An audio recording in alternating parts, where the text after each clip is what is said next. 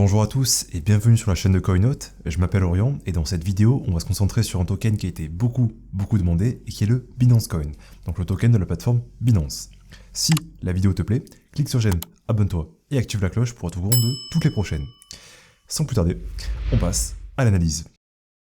BNB, donc le Binance Coin, c'est un sacré morceau.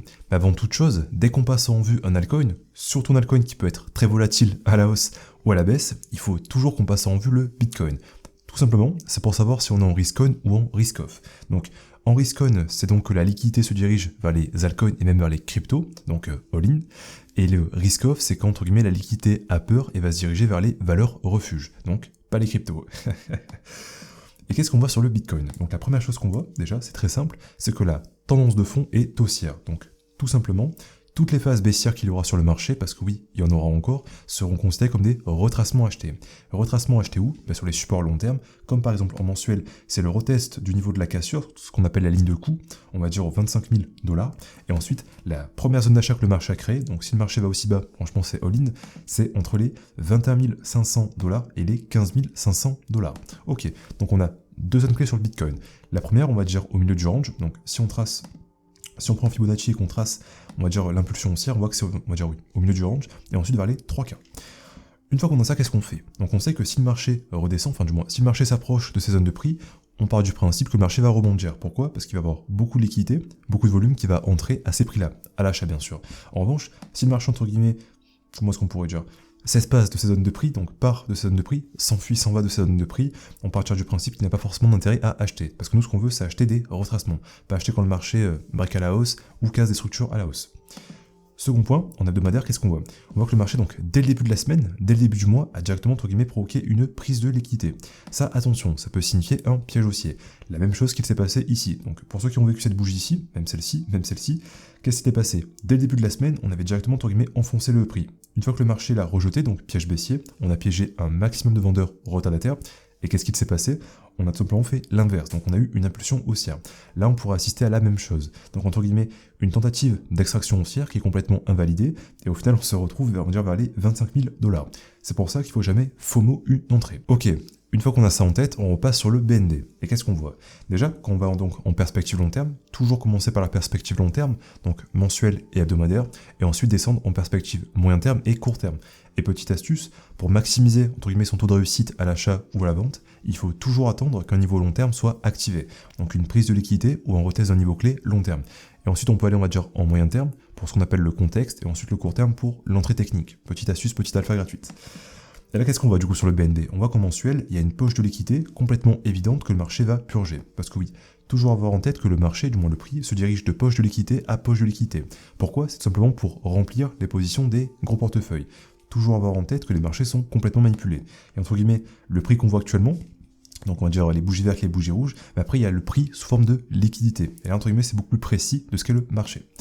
Donc, quelle est la prochaine poche de liquidité que le marché peut atteindre? C'est celle-ci aux 193 $. Donc, avant tout achat, j'aimerais que entre guillemets, le BNB purge cette poche de liquidité. Pourquoi? Parce que du coup, il va y avoir beaucoup de stop loss qui vont être enclenchés. Donc là, on peut vraiment s'attendre entre guillemets à une belle bougie baissière. Pourquoi? Parce que ça fait depuis maintenant 1 an et presque et demi, donc depuis juin 2022, c'était pas mal de temps, en plein bear market, on va pas se mentir, même si le projet est encore en bear market. Que donc cette poche de liquidité s'est créée. Donc il y a beaucoup de volume et beaucoup de liquidités qui vont être générées. Mais du coup, toujours avoir en tête que les marchés financiers sont un jeu à somme nulle, donc il faut une contrepartie. Pour que quelqu'un gagne 1 euro, il faut que quelqu'un perde 1 euro. Et là, donc, à quoi est-ce qu'on va assister? Si le marché enclenche un maximum de stop loss, imagine si le marché enclenche 500 millions de liquidités vendeuses. Qu'est-ce que ça veut dire? Ça veut dire qu'on va assister à 500 millions de liquidités acheteuses qui vont entrer sur le marché. Et tant que le marché ne les aura pas, entre guillemets, trig, ne les aura pas filled, ne les aura pas remplis, le marché baissera. Jusqu'au moment où le marché aura essoufflé son momentum baissier, son momentum vendeur, et on commencera à ranger. Ça, c'est exactement ce qu'on veut pour se positionner. Ce qu'on appelle aussi une traversée du désert. Donc il y a la capitulation par le prix, et il y a la capitulation par le temps. Le prix, bon, c'est le fameux moins 90%, le classique, et le temps, c'est quand le marché ne fait rien pendant 2, 3, 4, 5, 6 mois. Ça, c'est génial. Comme par exemple, si on remonte un peu dans le temps, donc la bonne époque où BNB n'était pas à 300-400 $, qu'est-ce qui s'est passé? Une fois que le marché avait eu une énorme prise de liquidité, on a rangé pendant 3-4 mois. Et ensuite, on a explosé le plafond, et on a commencé à taper des impulsions haussières. Nous, on veut la même chose. Ok. Pour récapituler, qu'est-ce qu'on veut déjà en priorité? On veut que le marché purge cette poche de liquidité aux 190 $ et nous montre vraiment un essoufflement vendeur. De quelle manière? Donc soit de par une période de consolidation, soit de préférence par une période d'accumulation. Donc qu'est-ce qui différencie une période de consolidation et une période d'accumulation? Une période d'accumulation, c'est lorsqu'on consolide sur un niveau de support. Est-ce qu'on est sur un niveau de support? Oui, donc un niveau de support long terme. C'est l'imbalance, donc le trou de cotation, là on le voit, il est magnifique. Donc le trou de cotation, on va dire entre les 50 $ et les 200 $. Donc très gros trou de cotation. En général, quand c'est comme ça, on peut tracer un Fibonacci. Et donc les niveaux entre guillemets clés vont être les quarters, donc 25%, 50%, 75 et 1. En général, on considère que lorsque le marché touchera les 50% de l'imbalance du FVG, il sera rempli. Donc deux niveaux clés à surveiller, c'est les 25%, on va dire aux 170 $ et les 50% aux 130 $. Pareil, petite alpha gratuite que je donne. Ok, donc on s'attend à une prise de liquidité baissière et un enfoncement baissier vers ces deux niveaux clés. Donc soit on entre sur le couteau qui tombe, pour moi c'est le mieux à faire, donc on entre lorsqu'il y a des grosses bougies rouges, oui ça fait peur, mais en général oui ça sera le meilleur rendement possible. Sauf sinon on attend entre guillemets une période de consolidation et ensuite une période d'accumulation. En plus qu'est-ce qu'on voit? Quand on dézoome et qu'on trace en Fibonacci, donc si je passe en logarithmique, entre le point bas et le point haut, donc qui correspond, on va dire, au dernier bull run, donc point bas de décembre 2018 et point haut de mai 2021, qu'est-ce qu'on voit? On voit que le marché s'approche des 75% du range. Ça, du coup, ça indique une forte zone de confluence technique, ce qu'on appelle un cluster. Mot très important à retenir. Donc on s'approche du cluster technique et dessus on s'attend à ce que les acheteurs se manifestent. Donc franchement, rentrer on va dire sur les 170 $, entre les 170 et les 130 $, c'est une très bonne zone de prix sur le BNB. Bon du coup viser quoi?